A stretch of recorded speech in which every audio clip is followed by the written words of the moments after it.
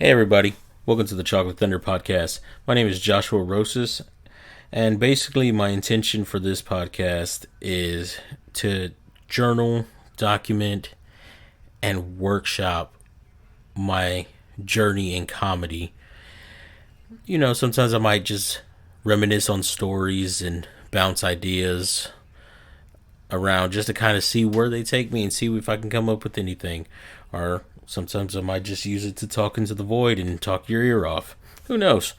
But I think today I just kind of want to talk a little bit about, what made me want to get into comedy or what piqued my interest initially. Because if I remember correctly, I was really young. I want to say maybe even elementary school. And I have older brothers. I'm the youngest of four, and I remember them always watching, stuff like Eddie Murphy, Richard Pryor, Sam Kinison, Andrew Dice Clay.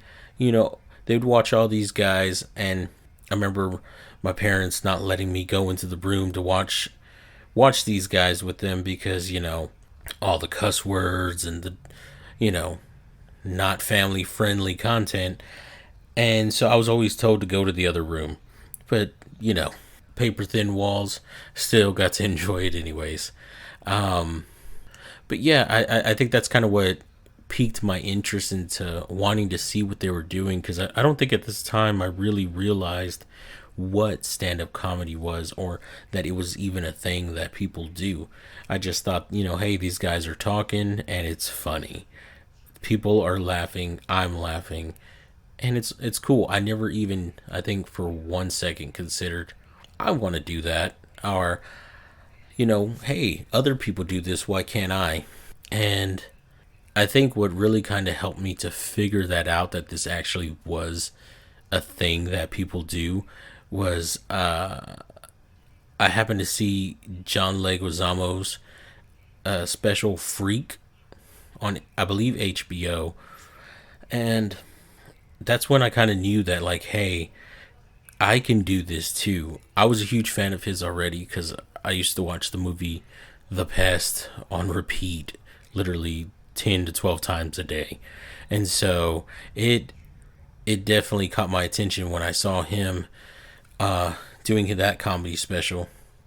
So, I think his style is definitely different than mine, but it gave me that awareness that, like, hey, I can do this too. And of course, as I got older, started discovering more people like George Lopez, Fluffy, Paul Rodriguez, Steve Harvey, Bernie Mac, D.L. Hughley, Cedric the Entertainer.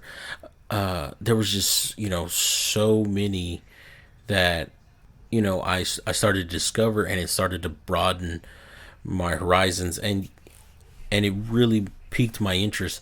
And again, at this time, I don't think I ever conceived the fact that I could do it, but I think it made it to where I knew it was a thing, that even if I couldn't do it, I could at least go see other people do it. And that definitely was a turning point for me, because you know even if it was just to make my friends and family laugh, I was always doing funny voices and characters, and just trying to crack everybody up and see what we can, who I can make laugh and how hard I could get them to laugh. That was always my thing I love to do. And even right now, I still love doing that. And I think that's what actually helped push me into wanting to do comedy, even so late in the game. But, you know, growing up, I think as Hispanics, I don't think our parents do this intentionally, but, I only speaking for Hispanics, because I don't that's my experience. I have any other experiences outside of my culture, but we're kind of taught, like, if it's not a regular 9 to 5 job, it's not really worth pursuing. It's not really worth, even spending time on it. So never even crossed my mind to try it. But so, I did, what everybody else does, go to school, graduate, dabbled around with some night classes and stuff like that, but pretty much just went straight into the workforce. And I kind of lost touch with comedy for a while. And I mean, I would watch like comedy based movies, but never really anything stand up. And so once I started discovering stand up again here in my later years, in my later 20s, it kind of started to pique my interest again to maybe do some research, see if, see what's out there. And I started noticing like open mics and posting for open mics and stuff like that. But I kind of felt like I was late to the game. Like, no, I'm too old already. I can't do stand up comedy. People start when they're like, right out of high school or early 20s. I was like, here I am on the latter half of my 20s, already going into my 30s.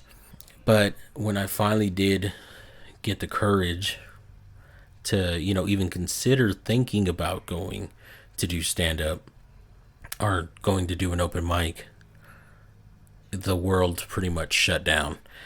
It was right at the pandemic. I think I want to say the week that I was going to actually go do my first open mic, everything shut down. There was lockdowns. Everybody was working from home.